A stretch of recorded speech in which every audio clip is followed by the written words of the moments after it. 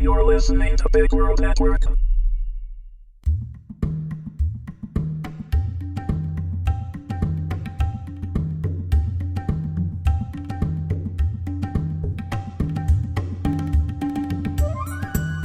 Phineas Frakture and the Curse of the Steamhotep.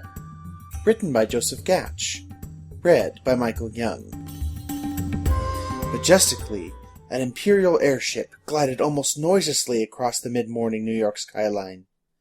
Its engines, only at half power, worked effortlessly as the mighty ship was carried along on a tailwind. Its lines were sleek, and the cabin hugged the envelope, creating less air resistance. Behind, the flag of the Imperial States of America fluttered in the wind. The banner's red and white stripes, with a golden eagle clutching a wreath of stars, were prominent against the bright blue morning sky. As it made its tour, the airship slowly moved out of the city and into the residential area, where it would circle around, returning to the city proper. Not many would take notice of such a common sight, with the exception of children fascinated with such a ship. However, one man, walking along through one of the neighborhoods, stopped for a moment and looked up, watching the great airship as it seemed to hover for a second over its destination, the home of Professor Phineas Frakture. Residing on a modest 10-acre estate on the outskirts of the city, his house and laboratory stood out from the rest of the neighboring homes, in that the majority of the time the estate was discerned by billowing smoke, electrical discharges, whining engines, and a myriad of other mechanical phenomena, too great a number to go into detail. Neighbors knew better than to approach too closely during the evening hours, or on weekends while the professor was home. One never knew when a stray Tesla bolt, or an out-of-control automaton might escape the premises. On the walk just outside the front gate, there was a permanent charred outline that resembled a person lying in repose. Some claimed it to be the remnants of a postman. Others said it was a salesman, while the professor contended that they were all daft and that the mark did not resemble a person, for they would have had to be lying on the walk for the discharge to leave such a mark. He offered to demonstrate, to clarify the matter. However, no volunteers were found to support or dismiss his hypothesis. And so the debate raged on. Otherwise, it was a quiet neighborhood, with the occasional horse-drawn carriage or mechanical hansom making its way down the cobblestone street. One giant oak stood in front of the house, obscuring most of the white Victorian, and not too far from that rested a giant cog from a previous experiment which had been flung several hundred feet into the air and was now half buried in the front yard. It seemed to have been a good place to plant a bed of violets, whose brilliant purple accented the cog's sienna rust. This Saturday morning, William Patterson, friend, confidant, and errand-boy to the professor, quickly strode up to the walk to the front gate amidst glares from the neighbors who were out and about. Having endured their scrutiny before, he politely waved to them as if they were the best of friends. When he reached the front door, he noticed a whistle, steadily increasing in volume and pitch. No stranger to the household, William let himself in and announced himself to the housekeeper, Mrs. Popkiss.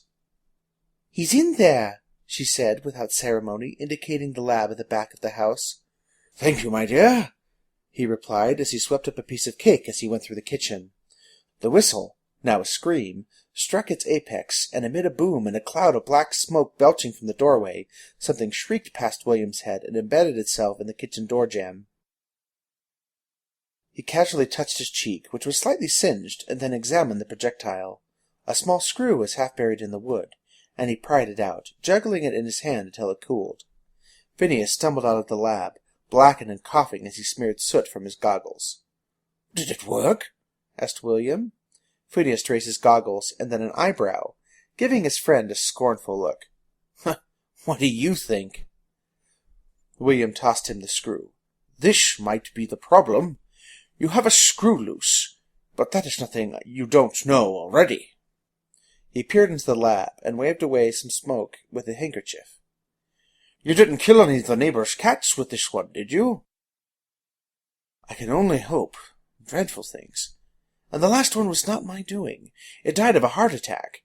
Phineas wiped the soot from his face with a hand-towel as Mrs. Popkiss went by, carrying a broom and dustbin, opening the windows along the way. "What brings you here so early? Lunch isn't for another 2 hours." I came to fetch you for our day out, William said, munching on his cake. Phineas again raised his brow. And what could we possibly be doing on this day out? I have much to do today. Yes, but I can see that you are on the verge of a breakthrough. Yes, I can see that you're on the verge of a breakthrough, William said dryly. The World Exposition, my good man. All of the latest gadgets and gizmos and wondrous toys for you to marvel at. Things that will make you drool and proclaim, I want that. Most built by imbeciles who are out to make a quick dollar rather than further science, and most of which I could build myself if I wanted to. Yes, but they wouldn't do that, William said, indicating the smoke still pouring out of the lab. Besides, I already have my tickets, and Abigail will be meeting us there. She's very excited about the mummy exhibit, and you have not shown her much attention lately. As a matter of fact, you've become even more withdrawn than you were before. Phineas shot him a glance. Anyway, she's waiting, and you can use a break. Some fresh ideas, get charged, and talk to inventors like yourself. I'm sure your vast knowledge could benefit someone out there. And who knows? You might inspire the next great invention. Mrs. Popkiss returned from the lab and took off a gas mask. Go, sir. This is an all-day job on my part, she said wearily. Puts holes in my walls, soot everywhere, some weird liquid sprayed all over my plants. Her tirade faded away as she fetched more supplies. There, you see, even the warden has given you a leave of absence. I heard that, Mrs. Popkiss shouted from the next room. She heard that, Phineas said.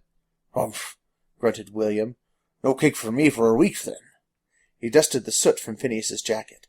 Let's not keep your lady waiting, lest she become enamored by a brilliant young inventor and run away with him. Fine.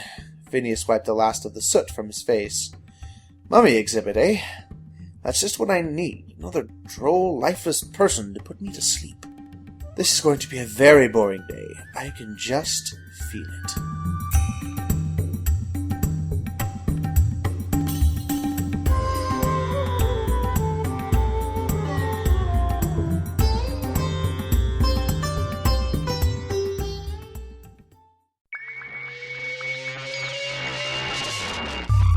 You're listening to Big World Network.